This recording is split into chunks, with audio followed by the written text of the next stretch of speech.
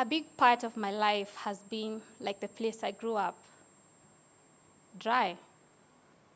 I grew up in the village in Mwala, Machakos County. And being the eldest in my family, I was my mother's helper. And school holidays are when I earned my school fees. We had goats, chicken, cows, sheep, pigs. These animals had to be fed, the cows had to be milked, and we didn't have much water. You all know the region I come from and the jokes people make about it. That the main geographic feature is the sun, and the other main geographic feature is more sun. So a normal home is dry enough. So imagine how dry a home with animals is. Then visualize all that and imagine the first day I saw tap water. And as if that's not enough, imagine the first day I saw a shower. That's a story I'll never tell you. My mother inculcated in me hard work. She's a tailor, and she'd cycle to work every morning, leaving me to run things at home. My day started at 6 a.m. and ended after 9 p.m., during which I had a memorized to-do list of 8 major tasks. Let me break it down for you.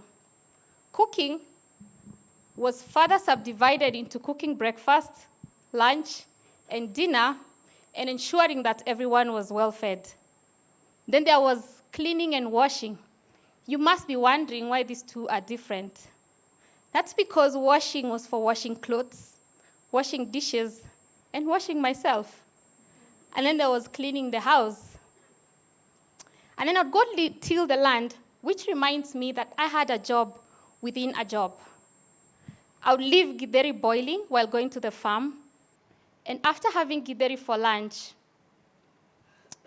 I would go back for an afternoon tilling session, during which I had invented this brilliant solar heating process of bathing water.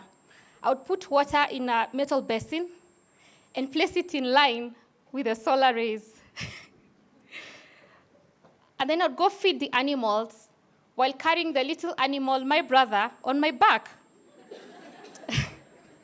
Fetch water, fetch firewood, no need to explain further. I was a busy young girl, busier than our current government.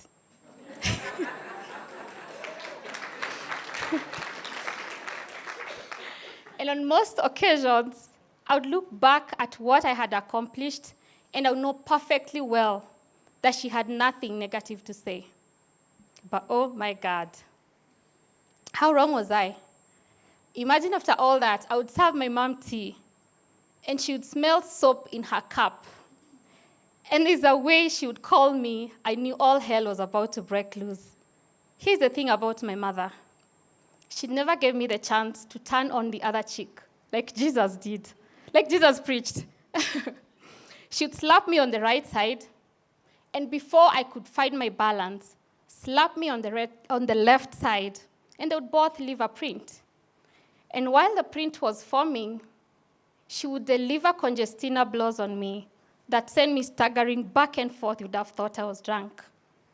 Kumbe ni kuchapwa. And one time, while on a path to discover myself, I tried to jump over a gate, and I hurt my neck. But because of the fear I had for mom, I had to be the patient and doctor at the same time. Nilijitibu. What am I saying in a nutshell? I feared mom. She didn't care that I had completed 7.5 tasks. 7.5 completed tasks to my mother were nothing. All she cared about was half the task which I had not completed. And over time, it became apparent that I would always have half a task to complete, that I was not going to complete. And these things sent me to my corner. I started questioning myself.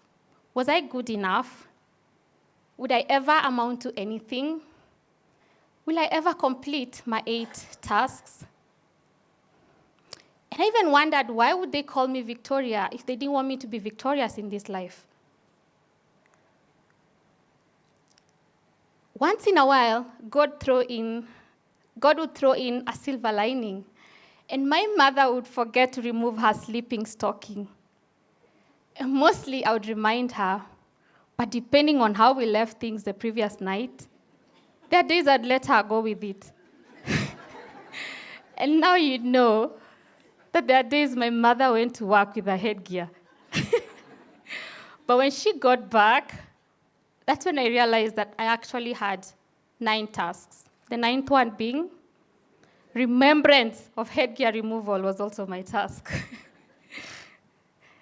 Let's talk about Dad. I rarely saw him, and he loved his bottle.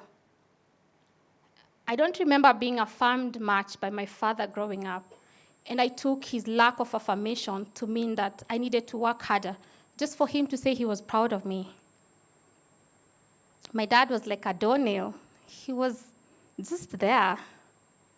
And he was really there, but only once a week.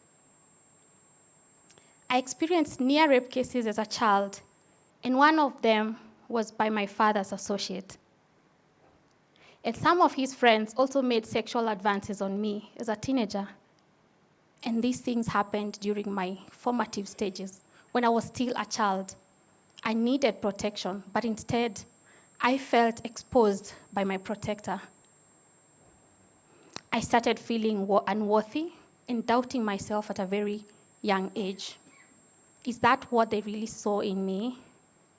And that sent me to my father to my corner. What was I good for?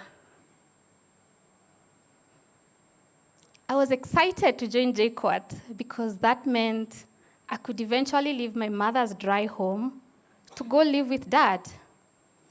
And during the first days at the university, a gentleman told me that I was beautiful. And I must have said, yes, I will.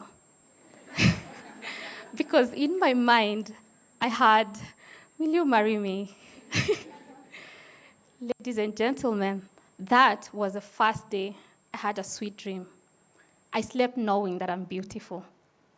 But I remember having self-doubt at the same time. And I had a number of other self-doubt moments at the university. But a memorable one came the day of my first project presentation. And on this day, I stood up to speak, and my brain sat down. For sure, I saw myself stand, and my brain was left where I was seated. And all of a sudden, my mouth ran dry. My heart was beating so fast, I could barely hear my heartbeat. And my tongue dried up, like our rivers. Everything reminded me of home. I tried addressing the students, but all I could see was my mother pointing out my mistakes. And my self-esteem occupied one of the seats. To this day, I don't remember what I said because I didn't say much. Actually, I think I said nothing. But I remember the feeling and what I resolved. That maybe Mom was right. Maybe I wasn't good enough. You see, I had my 8 tasks at the university as well. I showed up in class. I did my CAT assignments, my 8 tasks, but only half a task of a proper presentation I could not complete. I came to a conclusion that I would never have to stand in front of people again. That my mouth will never run dry. And that's why I always have some water with me, just in case.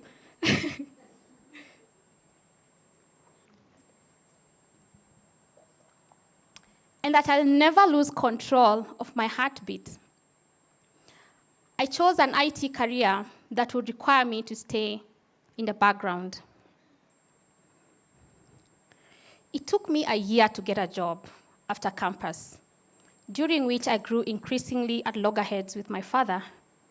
And one day, I moved out of his house to go live with my boyfriend. And we lived happily. But just then, not ever after. And in 2008, when I was only 21 years old, I lost hope in life.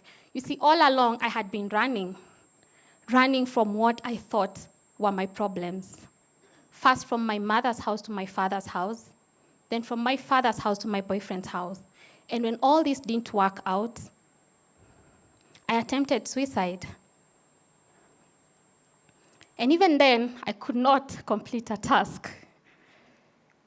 I had done my research on the appropriate medicine, bought the medicine, ensured there was no one in the house, got some water. I wrote my little suicide note, and I found myself wide awake at a hospital bed. I could not complete the task of killing myself. And that's when it dawned on me that my work on earth was not yet done. And I turned to God. And that became my turning point, my transformation. Around the same time, I made a bold decision to go look for a job office to office. The person whose mouth ran dry was now job hunting office to office.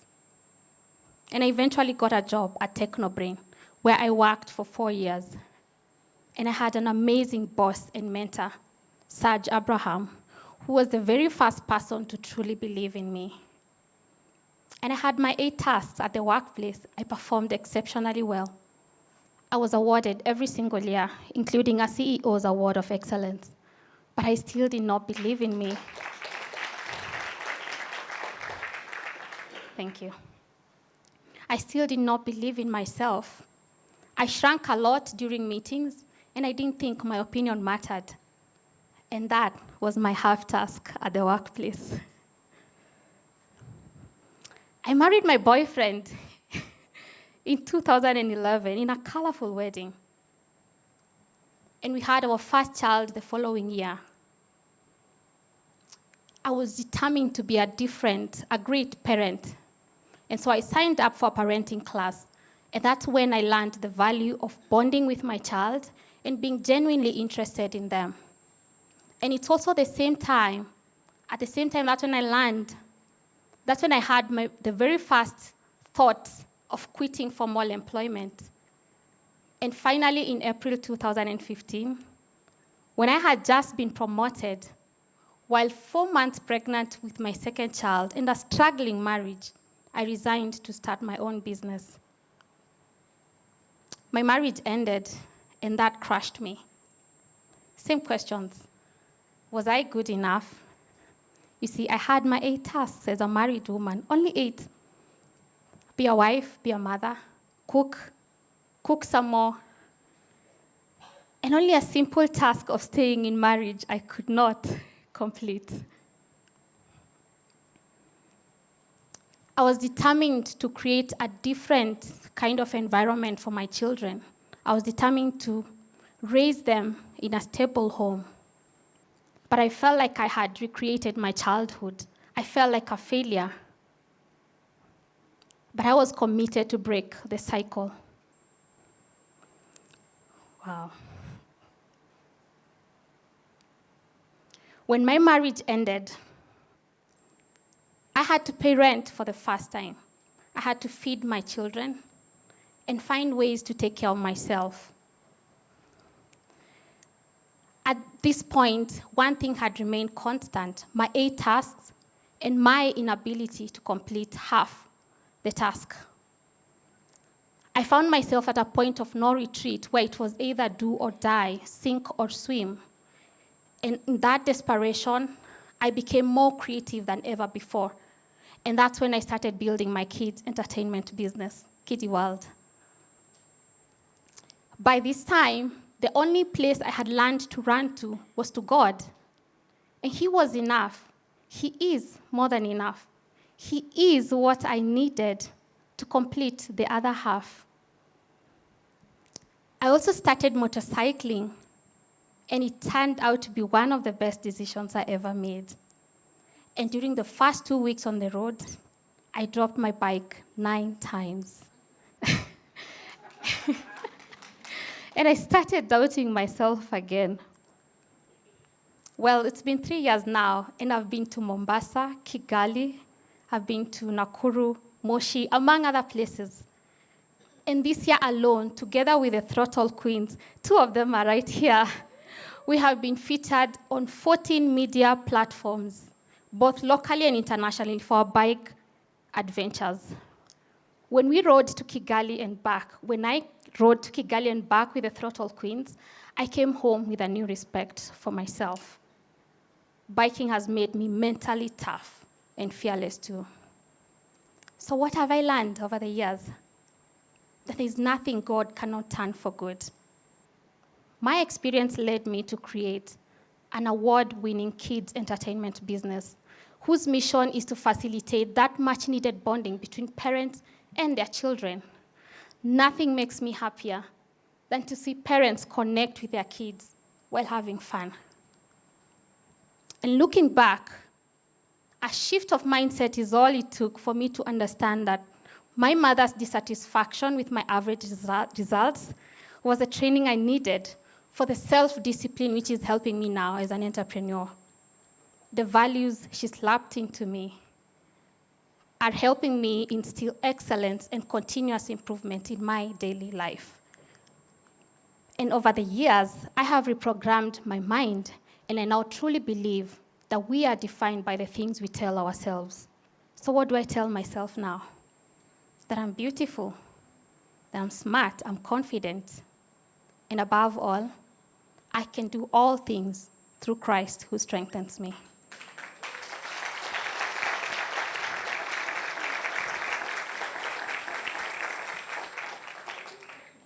To all the parents here, help your children develop communication skills.